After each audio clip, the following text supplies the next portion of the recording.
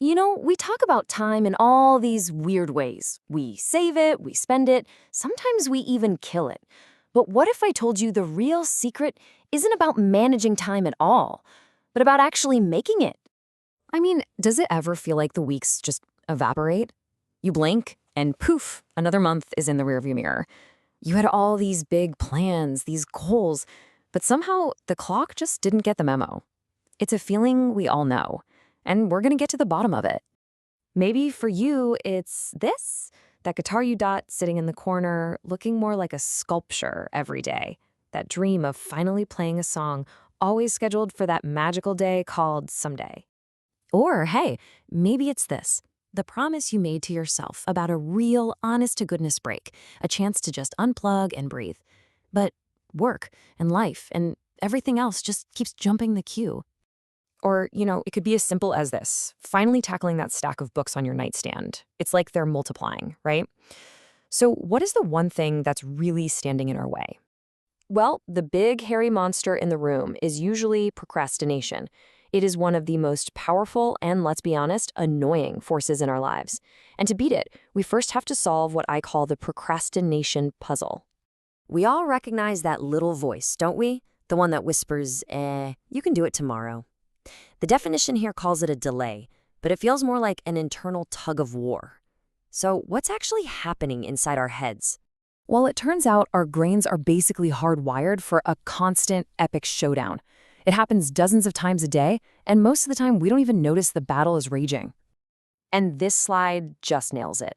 On one side, you've got the easy win, the immediate fun. Binge watching that new series feels great right now. But on the other side, there's the long-term gain. Acing that project, learning that song, the payoff is way bigger, but it's later. And our brain often goes for the quick sugar rush. So, to win this internal fight, we've got to change how we even think about time. Our entire relationship with it is baked right into our language. So let's take a quick, kind of fun detour and look at how we actually speak time. Think about it. We use these all the time. Time flies when you're having fun. Oh man, we're in a race against time. We talk about it like it's this physical thing we can grab and shape. This idea of making time is literally something we say every day. But hey, getting the language right is key. And speaking of language, let's have a little fun with this. Because it turns out tiny mistakes in how we talk can be just as weird as the mistakes we make managing our day. And honestly, a lot funnier. Ooh, I love this one. If you say the lesson was bored, you're imagining the lesson itself slumped in a chair, doodling in a notebook. And let's be real, a boring lesson is the absolute biggest time waster there is, isn't it? Or what about this gem? I have not an iPhone. You sound like you just stepped out of a Shakespeare play to complain about your lack of modern technology. It's dramatic. A tiny change makes you sound, like you're from this century. And this one is perfect. Lee afraid of snakes. It's like a telegram from a caveman. We get the idea, but that tiny little word is, it changes everything. It's funny how, just like managing our day, sometimes the smallest missing piece makes all the difference. Okay. Enough with the grammar jokes. But the point stands. Small things matter. So what happens when you make big changes? This isn't just theory. Let's look at a real-life story of what happens when people totally redesign their relationship with time. Let me introduce you to Kate and Matt. Just look at these two pictures. On the left, you can almost feel the stress, the pressure of that 9-to-5 plus weekends grind. And on the right, that's freedom. That's joy. This isn't just a new background. It's a completely different life. So how in the world did they do it? Well, 3 years ago, they were totally stuck in that corporate hamster wheel. The big turning point, sadly, was a crisis.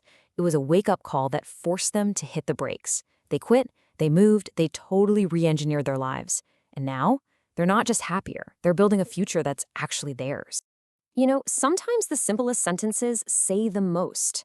After all that chaos, all that risk and change, this is the bottom line. This is what matters. They grabbed their time by the reins and it led them straight to happiness. Okay, so that's awesome for them, but what about the rest of us? How do we pull that off? How do we stop fighting against time and actually make it our ally? Well, it really seems to boil down to two crucial things. First, you've got self-control. Think of this as your defense. It's what helps you keep your cool in a stressful meeting or resist the siren song of your phone when you're trying to work. Then you need discipline. This is your offense. This is you proactively building the habits and routines for the stuff that really matters, the long-term wins. In the end, it really comes down to this. That clock on the wall, it's going to keep ticking no matter what we do. It can either be a constant nagging reminder of the time you feel like you're losing, or it can be a measure of the incredible life you're actively building. The choice is 100% art. So I'm going to leave you with this question. Let's go back to the beginning. The dusty guitar, the dream vacation, that pile of books. Let's forget about someday. What is one dream, big or small, that you will stop putting off and finally make time for, starting this week?